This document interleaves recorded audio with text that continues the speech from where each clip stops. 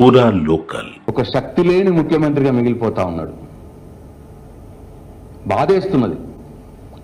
తెలంగాణ ముఖ్యమంత్రి గీగతి పడుతున్నది ఏంది అని.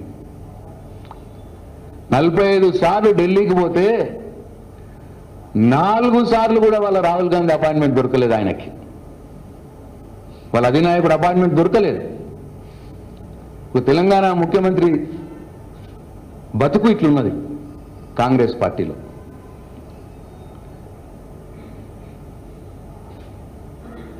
ఎమ్మెల్సీల నిర్ణయం తెలంగాణలో జరగదు, మంత్రుల నిర్ణయం తెలంగాణలో జరగదు, చివరికి మంత్రుల శాఖలు కేటాయింపు కూడా తెలంగాణలో జరగదు.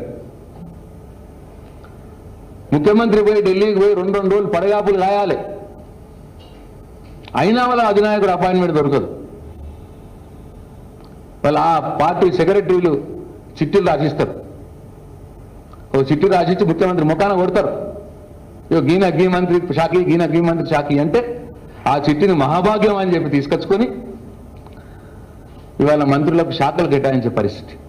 అది 3 మంత్రులు ఎక్కువ కాదు, 3 మంత్రుల శాఖలు కూడా కేటాయించలేని నిస్సహాయ శిస్తులో శక్తిహీనుడిగా తెలంగాణ ముఖ్యమంత్రి రేవంత్ రెడ్డి మిగిలిపోయింది. చాలా దురదృష్టం. ఈయన చెప్పిన వాళ్ళకి ఎవరికి మంత్రి ఇయ్యలే. మొన్న 3 కూడా ఈయన చెప్పిన వాళ్ళు ఒకరు కూడా లేరు. ఆ నిస్సహాయ స్థితిలో నిన్న ఇష్టం వచ్చినట్టు ఆ ఇష్టాగోష్ఠిలో మాట్లాడిండు. తెలంగాణ ఆత్మ గౌరవాన్ని ఢిల్లీ మోకాళ్ళ దగ్గర మోకరింపు చేసినటువంటి ముఖ్యమంత్రిగా మిగిలిపోతాడు రేవంత్ రెడ్డి గారు ఈ చరిత్రలో.